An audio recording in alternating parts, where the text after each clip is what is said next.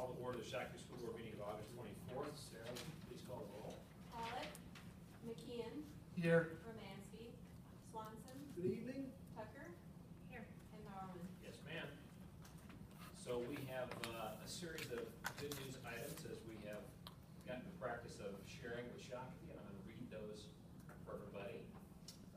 Some of which are showing that things are still going on during the school district in the summer, which for the kids, they're enjoying fun and people are working hard otherwise, and we've got some exciting things to report as well. First one says on August 13th, skipping ahead, teams from our 11 sites composed of 120 staff members came together for our annual data retreat to set goals and develop school improvement plans for 15-16. The high school is excited to welcome members of the Excellence and Equity team. They've been in the building for 2 weeks and are working hard and working together to serve our students. Number 3 is our East Junior High 9th grade band will have the honor of performing at this year's Minnesota Music Educators Association Midwinter Conference in February. They were chosen out of a large competition as an exemplary band that will perform in downtown Minneapolis at the Convention Center, so congratulations to them. Pearson 6th grade center had more than 350 parents attend our iPad information nights over the last few weeks. 6th grade parents are excited about the advances in technology at Pearson, so this will be our second year of having iPads at Pearson.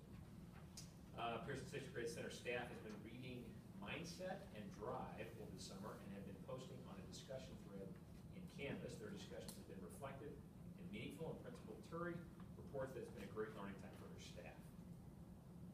Next, Sweeney is working to create a more inviting environment for parents, students, and staff that will help build relationships with our families differently than we have in the past, but also become more visually appealing.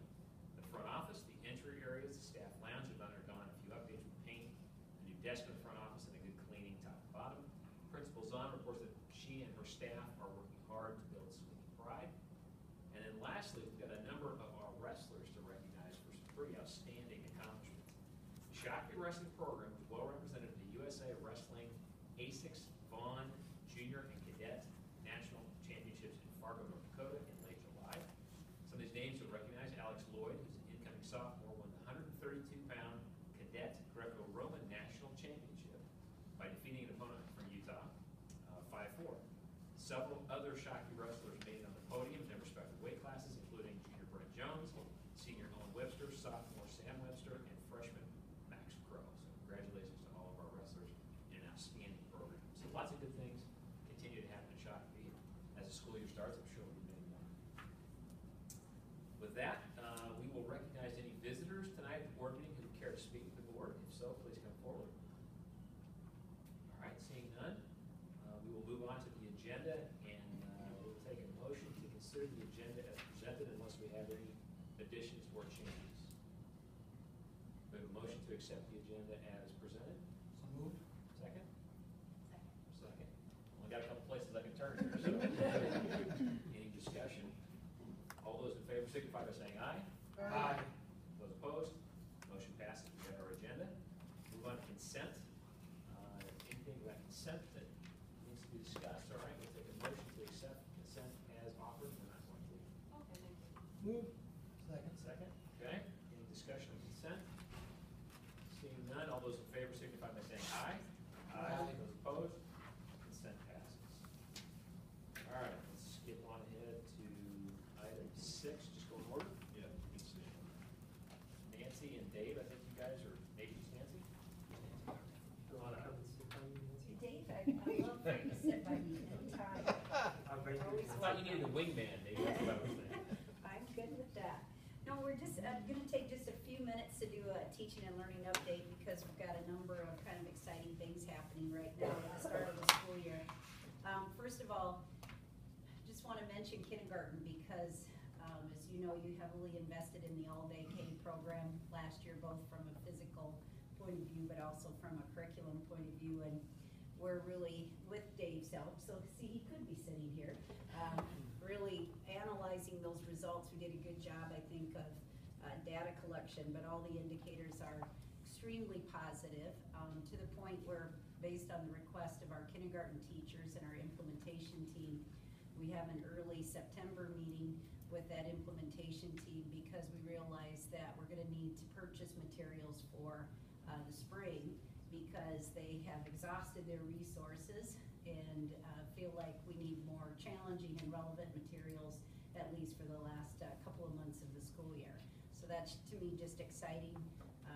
They're excited about their results. They really feel good about a lot of the changes we put in place, and we just want to make sure to be able to capitalize that. And so to capitalize on that, we, in the first week of August, had our First Grade Institute with all of our first grade teachers. They're very excited about their changes as well. And so we did a fair amount of training with them, and had actually some of our kindergarten teachers working with them as well, especially in the area of technology integration. So that went really well. Another thing that we're doing that I haven't spent much talk with the board, or haven't had time to talk with the board much about, is around our literacy work that we're doing with Steve Dunn in our instructional coaching. We're adding another phase to that work by having lab classrooms. They're like demonstration classrooms in every school, focused on literacy best practices. So at the elementary level, there's 2 teachers in every building that'll get additional training with their instructional coach. It's focused primarily at K and 1 because that's where a lot of our work is happening. And at the secondary level, it's primarily focused in English and social studies. So we're very excited about that. As you know, we're rolling out a number of new courses at the middle school, and for the last couple of weeks, a number of our middle school staff have been in this building working on curriculum development, so we're excited about that. And then just a couple of things that are kind of just getting started, and Rod might want to speak to this, but we have entered kind of a new partnership with the Shakopee Police Department around health curriculum. We're partnering with them to design our own customized curriculum to replace our DARE program in the district, because we think we can do that more effectively by putting our police officers and our teachers together to create a customized curriculum. I don't know if you want to speak to that, Rod. Kind of co-hosted a meeting on that last week. Sure. I think the beauty of it is that it was Shakopee Police joining our health staff to say, I think we can do this better. One of the problems with a canned curriculum like DARE is that you really can't get off topic or go into other areas that are more specific to Shakopee. So together, Nika and Nancy's team with the police is how they've done a really nice job of coming up with some units and lessons that are really Shakopee issues. So looking forward to that. I think we're talking about second semester starting to roll out the pilot lessons, and then with hopes that, you know how one of the beauties actually, or the positives of DARE is that it's been nationally branded, so everybody knows what it means. Now there's always been some controversy about whether it was effective or not, but you always knew if you saw a kid in a DARE shirt, they've gone through the education. So our challenge working with Matt and his communications folks and the police and their communication folks is, what brand can we have that designates that a kid is proud that they've gone through the education, and having some, whether they're the t-shirts or the water bottles or whatever, we have to make sure we kind of give it that same level of interest. So we're excited about what the possibilities can be. I think it's just another example of how we're trying to build partnerships with community organizations as well as our businesses to really invest in our schools, and it's just been phenomenal kind of when we reach out, how responsive people are. So just another example of that. We had a parent night for our personalized learning pilot. I believe that at least one of the school board members was in attendance. We were pleased with the number of parents that were there. I would say we had at least 60–70% of the parents there have had nothing but positive so far. So it'll be exciting as that gets underway. If you are interested, they kind of have a designated area that when you go past the main office off to the right is kind of where that team is set up, and if you have a chance and want to drop in, they've done some interesting things from a furniture point of view that's more customized feeling as well. So it might be worth taking a look to see what's happening there. I hope that board member's personalized learning plan is rather rigorous. Significant gaps to be made up. Yes. It's not a line item. And then then, next week on September 1st is our open houses for our 2 CAPS program, one at St. Francis and one at Shutterfly. Do want to just mention a couple of things. I'll probably email you electronically the information guide for the CAPS program. Our high school handbook really serves as what kids have to adhere to in terms of policy and procedures. There are a couple of things that I do want to note though, when you get that electronically that you might want to see. The only differences are primarily the information guide just explains the program, but we do have a slightly more restrictive attendance policy, and that is because we are honored and privileged to live on site within a business or in an internship, so we don't want to have excessive absences be a part of that, be an issue for our partners. So that's adjusted and a little different than the high school.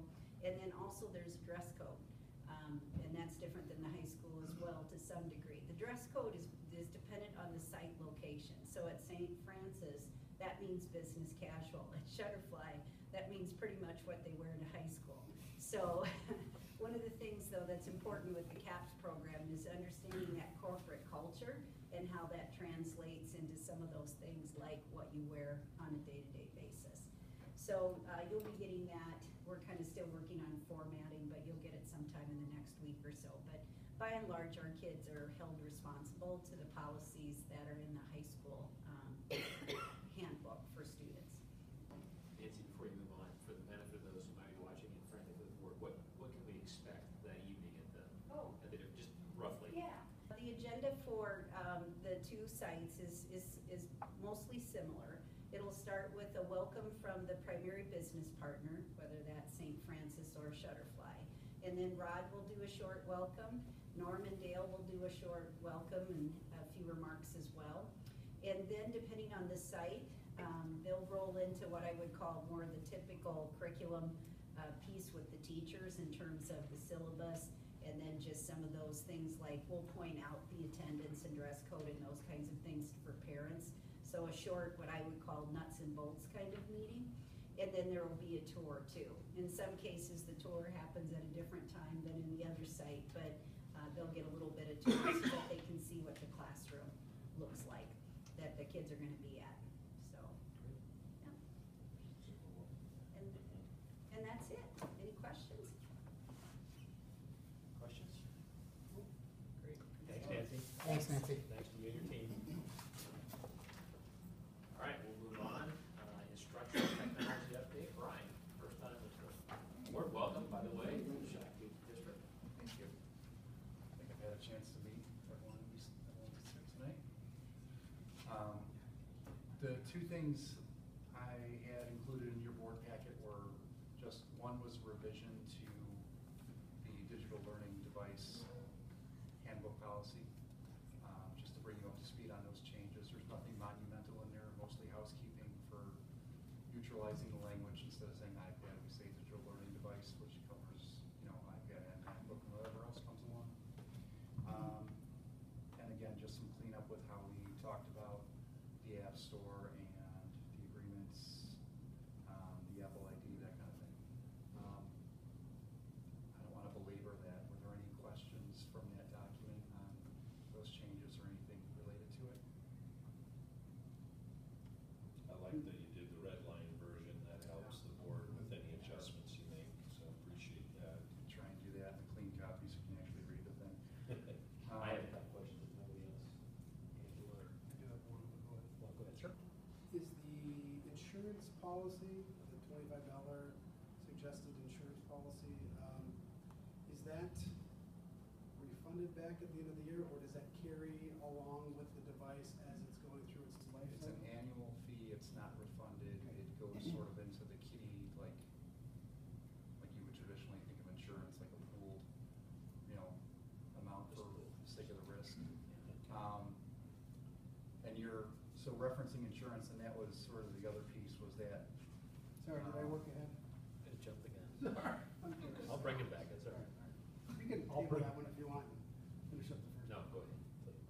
If we wanna jump into that a little bit, basically, the other thing you had in the packet was just sort of a breakdown of how how the insurance was put together last year, how that worked out in terms of what we collected and what we actually needed against what the actual breakage was. And looking at that, looking at the fact that we're looking at a bigger rollout this year and also incorporating MacBooks, which are a higher price point to begin with, 900 versus 280, 290 for the iPad mini.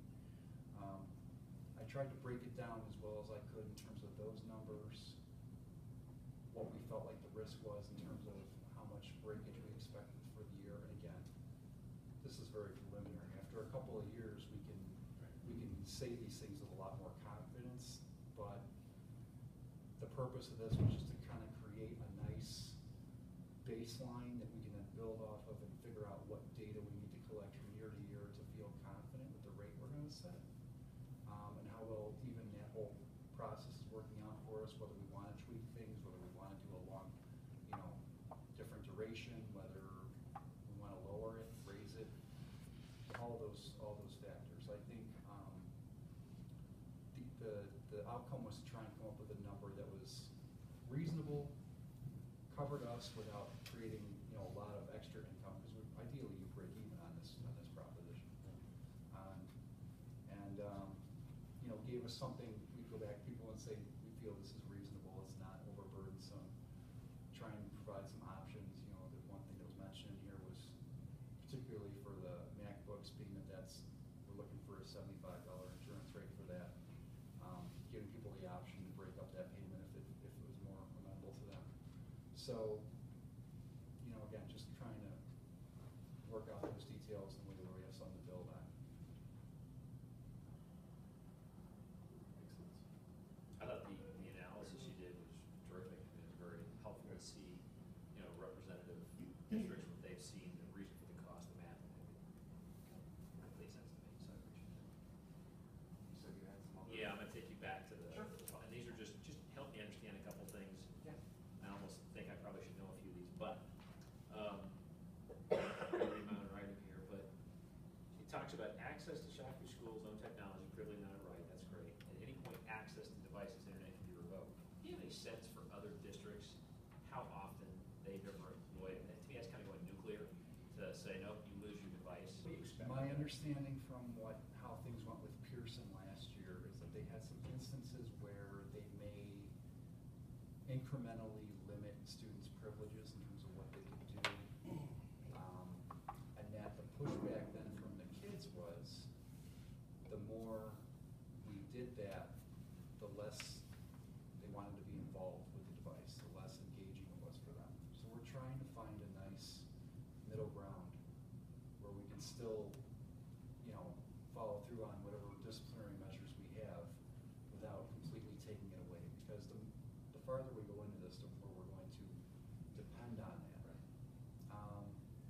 I think it's not, we don't feel like it's a really good option to take it out of their hands. We're trying to find ways to not do that. And I don't think there were any cases, I don't recall any last year, where that happened, where that was the final outcome. But we reserve that right. We reserve the right, yeah. As I read farther on, it talked about when a device goes down for whatever reason, they don't have tech support, they can get a loaner. My question would be, is it, and I don't know if we want to do this, but do we have a few extra in the building so that when the child, being a kid, forgets to bring it back from home, they're not stuck all day without being able to participate? Do we have a plan for any kind of few loaners per building? We got extra devices as well as spare, chargers Got and it. cords and the miscellany that goes with it. Okay. And that's not just for, that doesn't just affect the kids. Some of the staff, we got a sub or something, and we're getting to a point where the sub, they need to have something because the teacher may not have brought it back with them that day or may not have left it. So, these issues are going to come up all around, and we'll continue to address those. And then my final question, this is one of the highlighted parts. Walk me through, again, for the benefit perhaps of the parents and the public, how kids cannot install their own apps. I know at work, using work as an example, I can't install anything on my work laptop. And that's a good question. So this is that's one of the things that was revised because it's different for this year than it was in the pilot year. Right. So last year, they had full access to the App Store, and they could put all the free apps on there they wanted.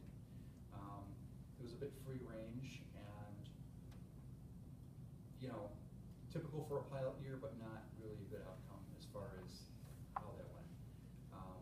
So what we were able to do, what Blake and, you know, the network admins were able to figure out was a way to set up our own App Store. So you'll see it on the machine as self-service or Shakopee App Store. And we're essentially creating a curated selection of apps that the district learning coaches and the teachers and people in that grade level have said, for this grade level, these are the things we want the kids to have. And we'll do this by grade level. We'll also create some sort of subject-based selections as well. So like maybe art wants some stuff, you know, across several grade levels, that kind of thing. So that's what they'll see. They won't necessarily, the kids won't have the App Store as you generally know it. They'll have our version of the App Store that we define what's going to be in there. Yeah. And it also gives us a way of sort of controlling, you know, you can really rack it up if you're not careful with how much, you know, a 99-cent app is fine until you buy like 2,000 of them. So, you know, you kind of got to watch that. And it gives us a means of kind of controlling that and also kind of creating a library for people. We can put it out to the teachers, say, look, this is what we have. If you find something better, you know, something, and that's, you know, let us know. But that's also a conversation we might have with Nancy in terms of curriculum. You know, how does this fit? What do we want it to do? What's the long-term plan? So that's, overall, that's a good change, and it'll benefit everyone. The kids, the 7th graders are probably the only kids who really notice that change, because we will have taken something away from them. But luckily, that we're not talking about a huge group, and we'll push past that. Everyone else will be not a change, and know how it's always been. So, as far as they're concerned. Okay. Any other questions? So does that mean a teacher has the ability to ask for an app at any given time to be added into the Yeah, store? we'll have like a request process, and, you know, we'll try to make that a quick turnaround. You know, again, it's just gonna depend on what they're asking for, if there's any questions on, you know, the I will rationale, add though price. that when they're asking for purchased ones, especially at the district level, that'll go through curriculum articulation, just like the adoption of a print resource.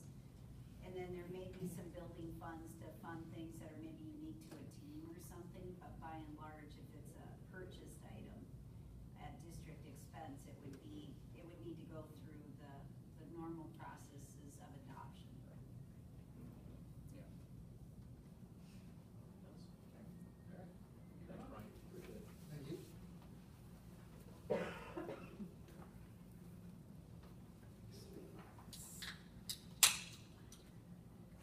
Dave, now you're up. You and Rob. I'll even invite Nancy up, because I know how enthusiastic you are, Nancy. Sarah, would you hand out copies? We're gonna get some hard copies here.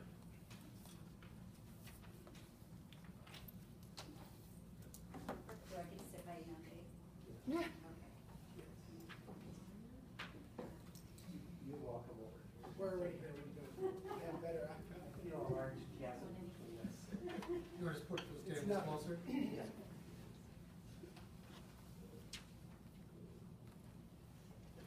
Okay. There was a, just a one of these. Okay. But it wasn't.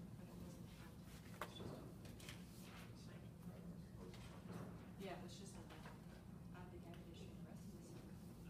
Okay.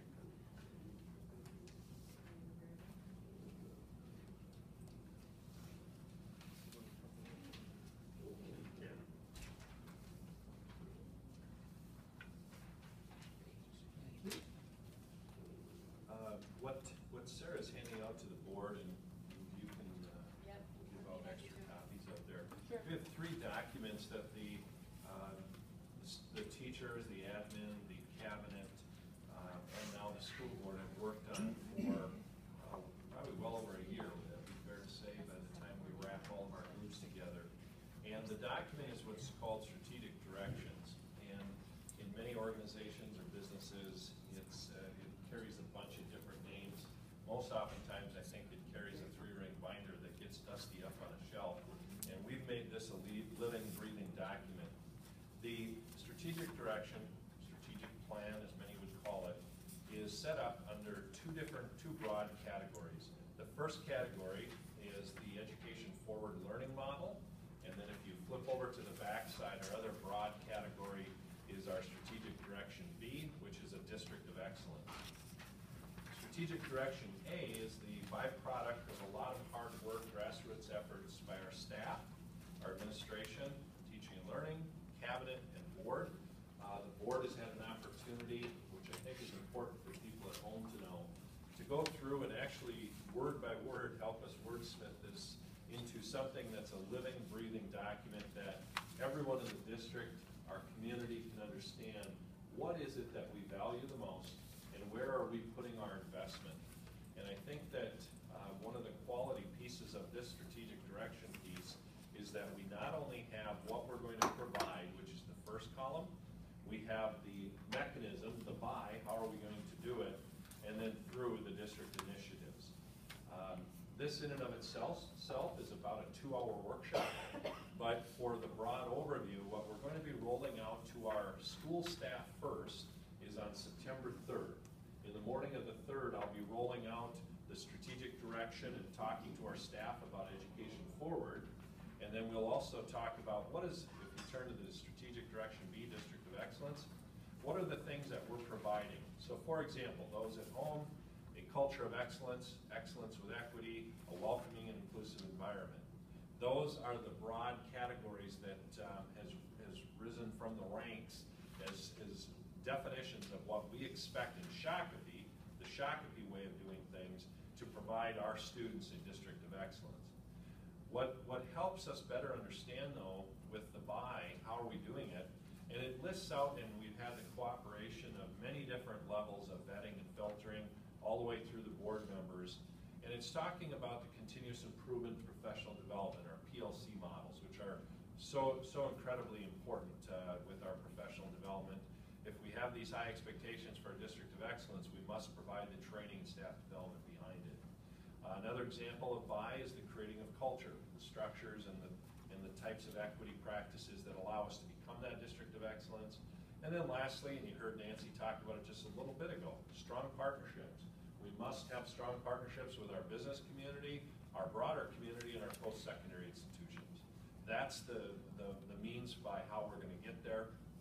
And then lastly, we have the through, which is a comprehensive professional development plan, which Nancy heads up. We have the district integration excellence with equity plan, which I head up. We have the district office and departments as a service center, which all of us take ownership in.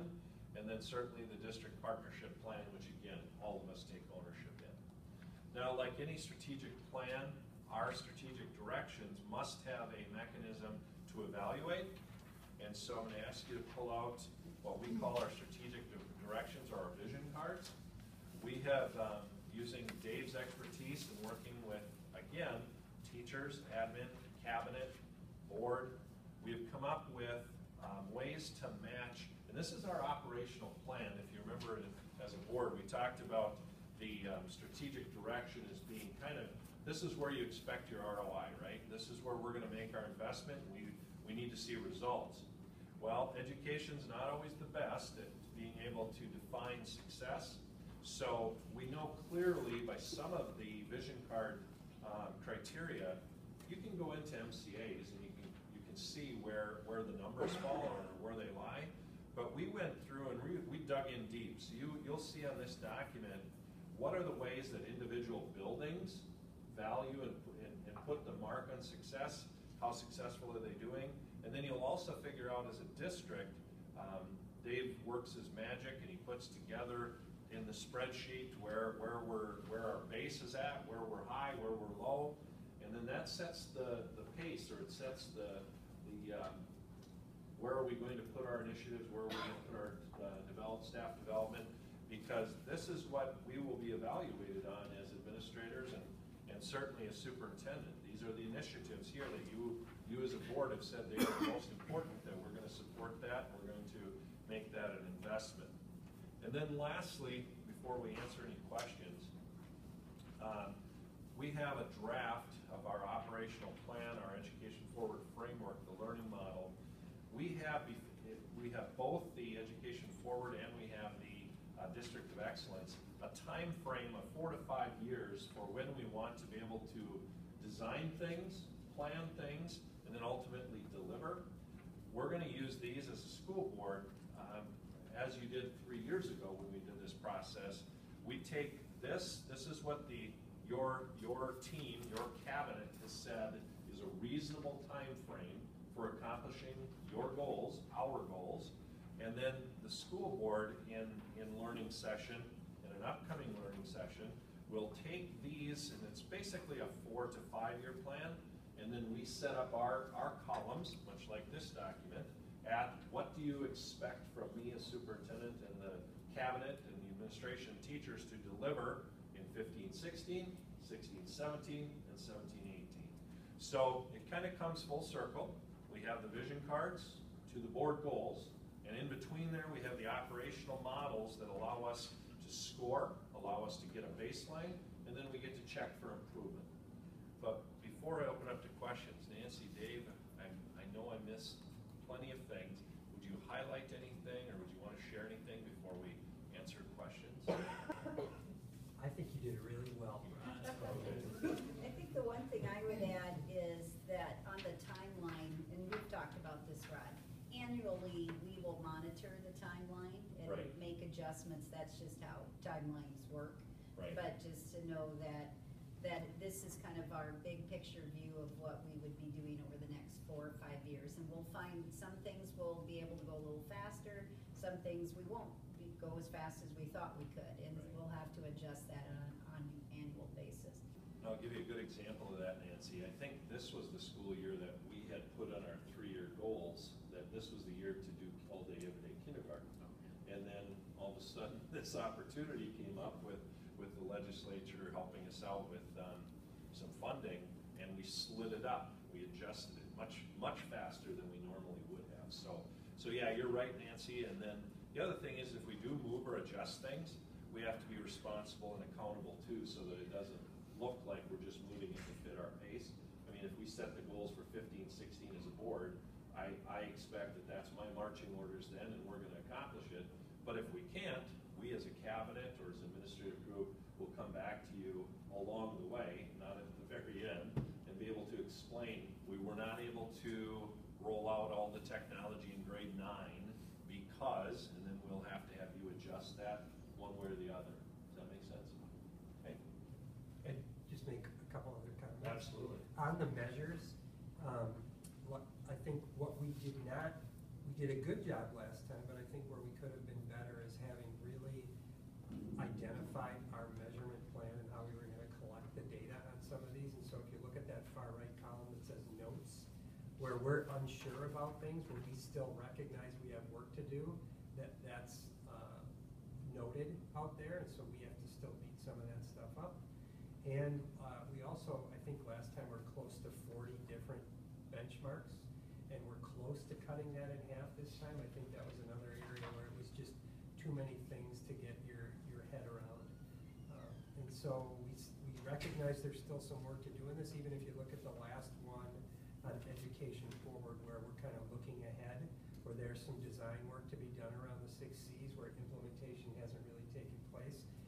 You could probably say we're at the 1 level without really collecting any data, but I think we're recognizing there, and there might be even a couple others that could be set up that same way, where we would say, we think this is important, we need to have a measure for how we're doing that, but we haven't done enough to really nail down what that's going to be yet.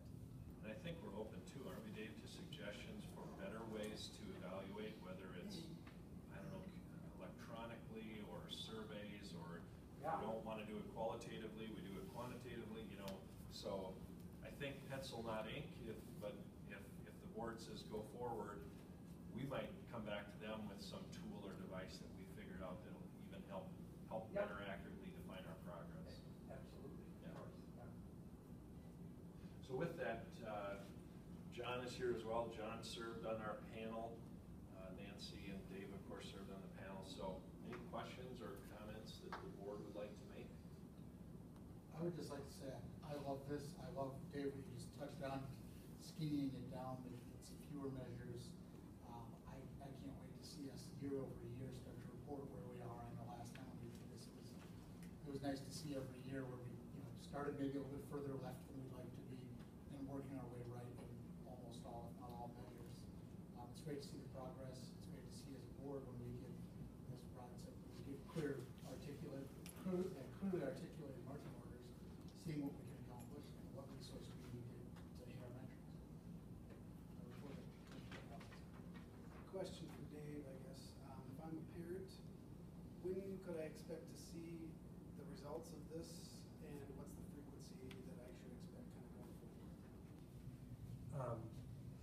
As a parent, I think what we did some of the baseline generation at that August, one of the good news events that Reggie read about, August 13th when we had our data retreat.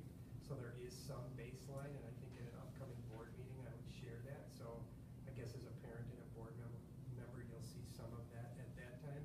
And then the frequency, I think at times we had talked about a couple times a year, and some of these make sense to report multiple times a year, and some of them don't. And so I think we still need to evolve over that and say almost it becomes maybe more qualitative if we're going to do it multiple times per year, that we're almost checking that we're really focused on these things and making progress. And so kind of kicking the can a little bit, but it would kind of be what you need, I think, and when we think it makes sense to, kind of update on that. I add to that Matt and his team are working on the internal, external documents that, like this document is for internal use right now. So like some of the acronyms and jargon that we use is in here, but when he rolls it out, he'll roll it out in a community-friendly way, likely not a spreadsheet like this, but more higher level, big picture things. And then if someone wants to get way down in the weeds and drill down, then you can find this kind of a document out there. But they are specifically targeting various levels of experience with our jargon, you might say, and they're also trying to target it for students, for community, for teachers. And we did commit to making sure that our people see it first. So again, on September 3rd, they'll get the first snapshot of it. We had a few, say a couple hundred people, and the board committees helping design these things as well over the course of the year. So a lot of teachers had their hands in this, so that was very important to see their work. Although there was a lot of back documents we put in, so we tried to put in a smaller document that was going to be seen by all. Even at the data retreat, I mean, we're rolling this out to really leaders in our schools that help develop their plans for the year. And I thought it was a really good question that came up as we were kind of overviewing how this works, and to hold ourselves accountable, we have some specific benchmarks, and really it's holding this next to the plan and saying, does the plan live in these measures? And we tried to do that, and the question came up, it was, how did you decide what went in here? And so to Rod's question, even about it being draft, this was our best shot at saying, if we did this really well, these numbers these are the things we get done. And so we certainly are open to having that looked at again as well. How about you? My questions were already asked, but I do like the lesser amount than what was previous, because that was really confusing. So thank you for cutting this down, even though I still need my Bible. So a couple top line comments from me. I think it's helpful for us to reflect back that we did this 3 years ago, had a very successful process, introduced that whole way of doing business to our district, and now we're revisiting the second time. I think we're seeing some process improvements, level of content improvements, so kudos to the team for that. As a board, we've had a chance to now digest this page in particular, and I appreciate the openness of the administration to taking some of our comments and our feedback, and I see this reflected in here. I look at this document, and actually all three of them, it's kind of a three-legged stool for me.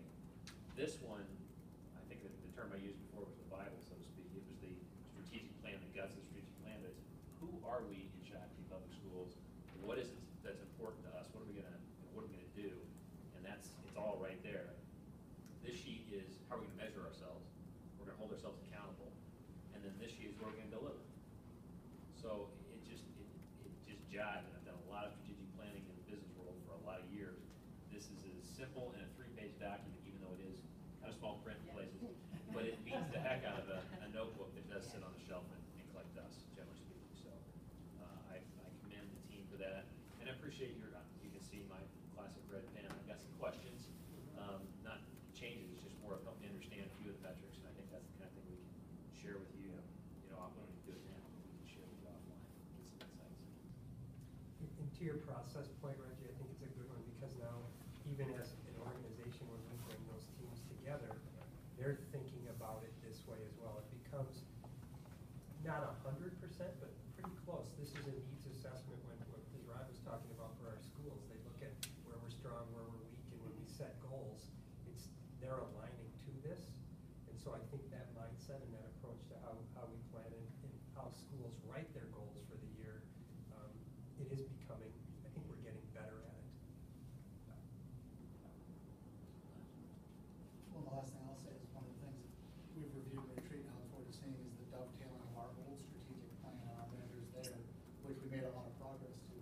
Seeing them, how they tie into these, so it's not that we're changing the game, it's evolving, and we're able to try to track longitudinal data. Well, some of them, right, are the same measures, you know, graduation rates. It's where do we leave off, that becomes the baseline now, and we continue to try to grow it, so there is a natural continuation. So I wrote, there is a column on there as well that ultimately will come off that column, the second column that Whether says it's new. you or not. Okay. Yeah, so we might be able to go from size 6 to 7, but. I think the last thing I would add too is re-roll this out to staff is that they can feel good about. A number of these things are already underway and have been for the last year or so. Some things are not, some things are yet to come. But there's a lot of work that's already been done. And I know John does a good job of explaining, really a lot of this started with the vision that came from that secondary academic design document that had a lot of teacher involvement. But then we ran 4 teams this year that involved a lot of our staff, E12. And, those were detailed action plans that are going to help us take the next step. But this is like that 10,000 feet. But we've had, I think, a lot of variety of stakeholders involved in the discussion. It was a big part of our admin retreat that we did this summer with all of our administrators in the district as well. So I think it's a good summary of all of that. Any other comments?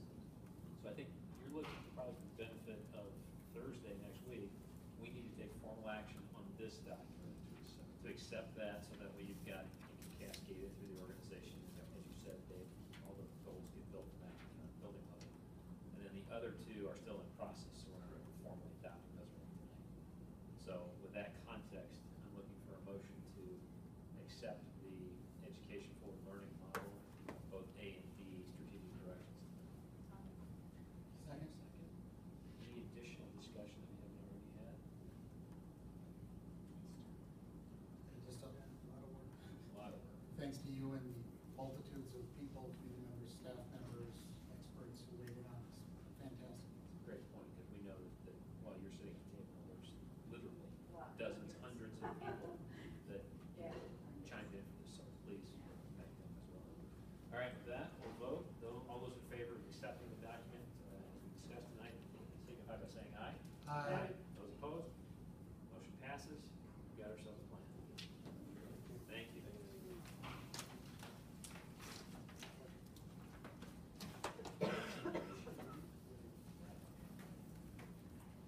All right, we'll move on to item 6.4. This is actually an item that I asked to be inserted briefly. It won't take us very long, but the first thing I want to do is acknowledge, didn't tell my fellow board members this, so hopefully I don't get slapped, but we've been a bit remiss as a board because of, frankly, everything that's been going on the last couple of years. It's not like it's been an interesting 2 years at Shakopee with a couple of different referenda. So consequently, we haven't been as diligent and as timely giving our superintendent, and our assistant superintendent, and our own selves a review. So we made a diligent effort to do that here recently. And we're going to talk about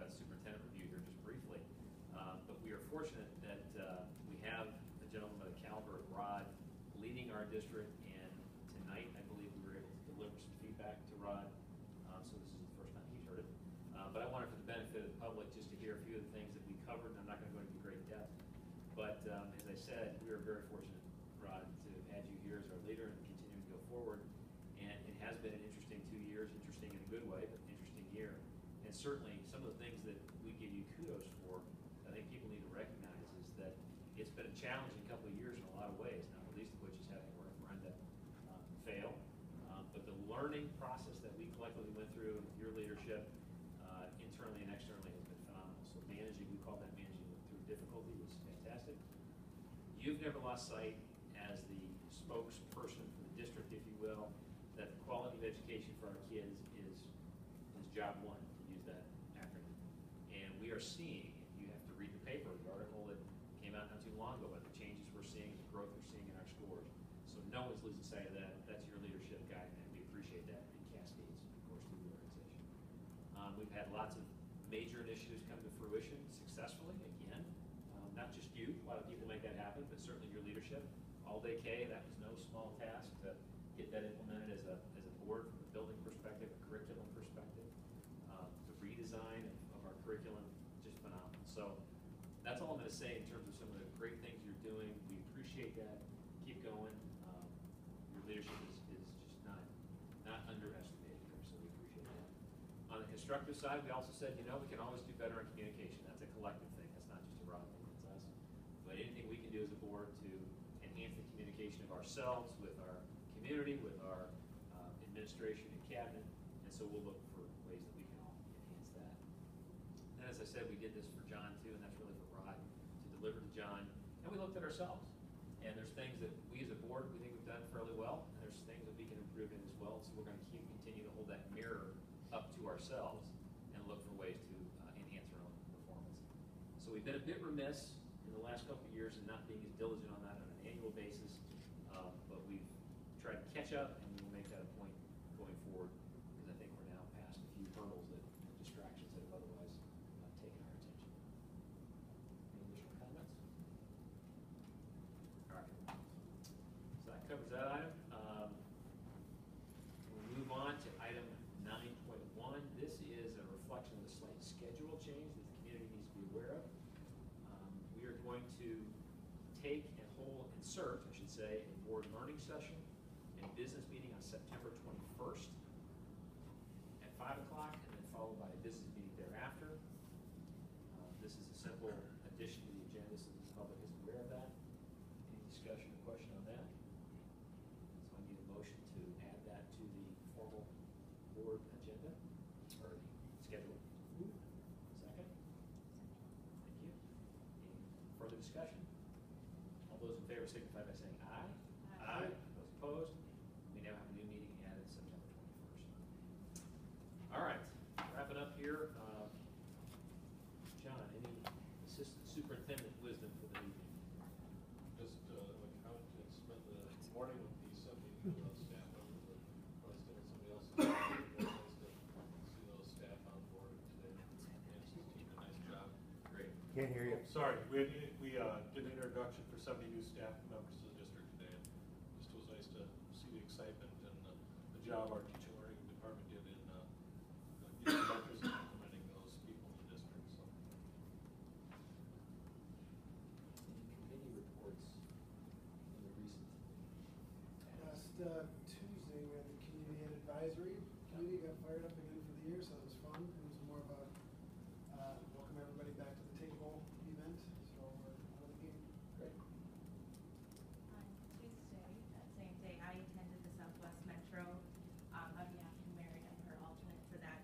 And one thing that's probably going to hit our table next in September is they have the opportunity to become an intermediate district, and they're filing to do so. So they will then need a resolution from all of the districts that are in that cooperative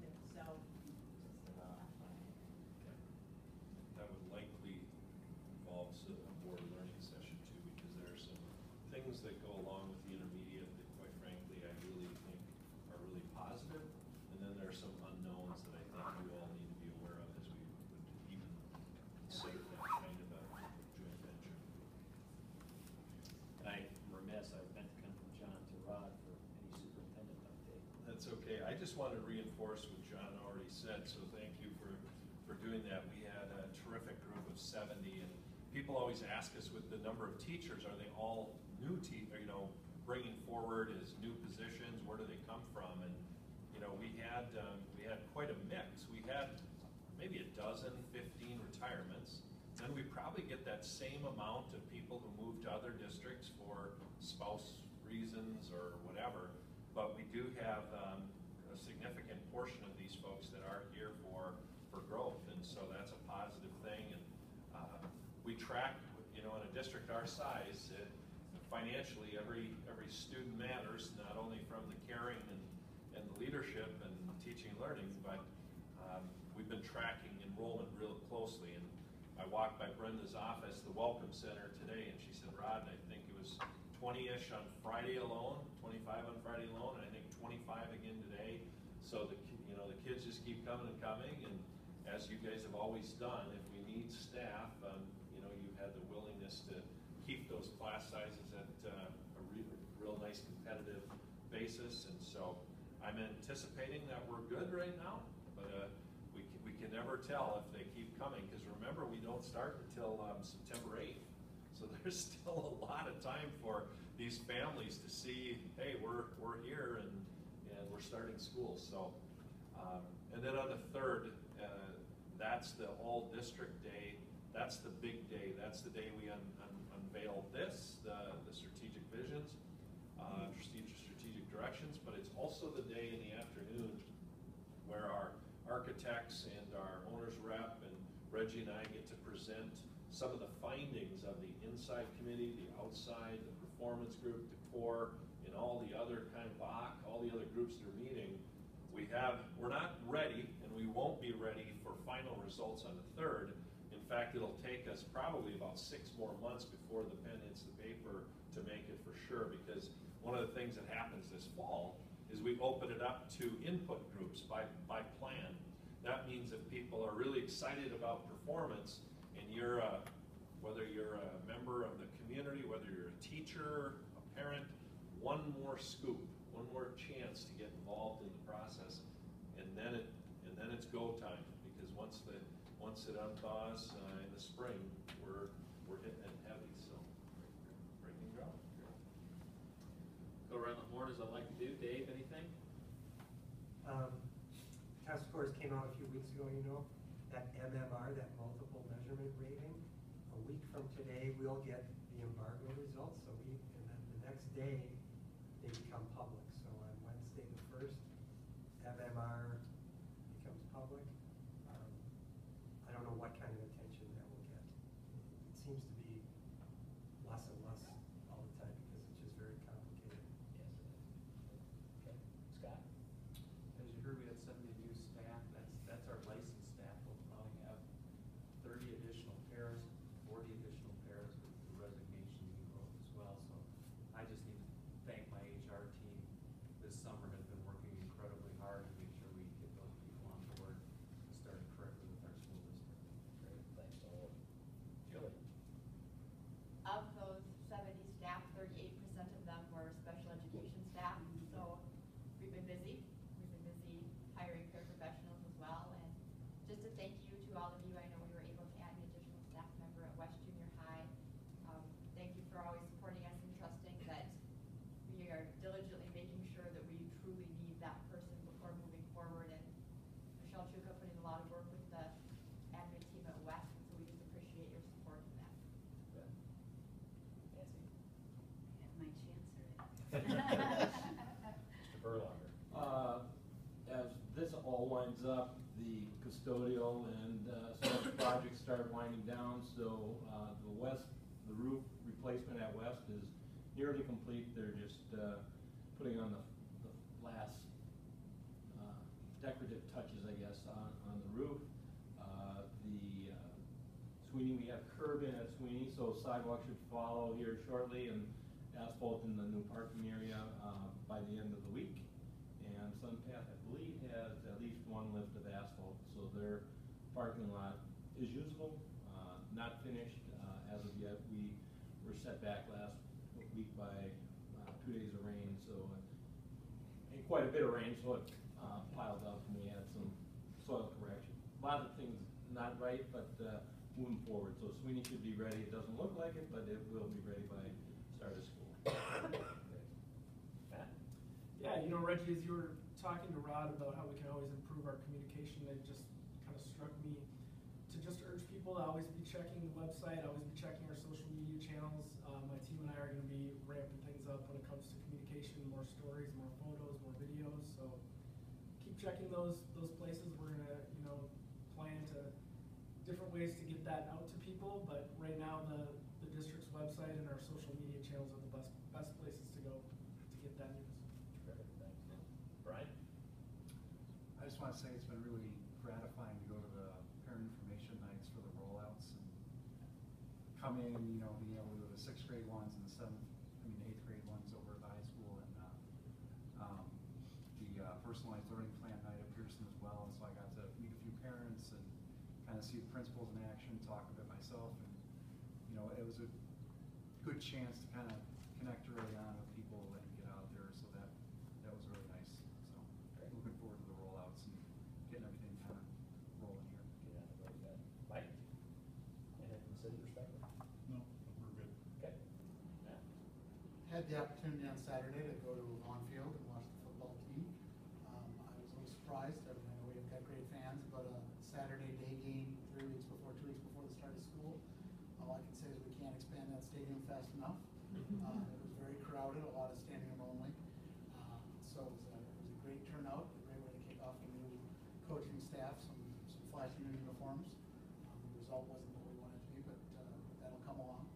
So I'm anxious to get back to school again. Good, thank you. All right. So just to highlight upcoming dates for the benefit of anyone in the community, as Rod said, on September 3rd, we have the all-district back-to-school day. That's a big kickoff for the staff, which could have a quorum of the president. So make note of that. First day of school, September 8th. We have the next board meeting on the 14th, followed by one on the 12th. The general election on the 3rd. Next board meeting on the 9th, followed by the 23rd of November board meeting and December 14th board meeting. Sarah, did I miss anything in there?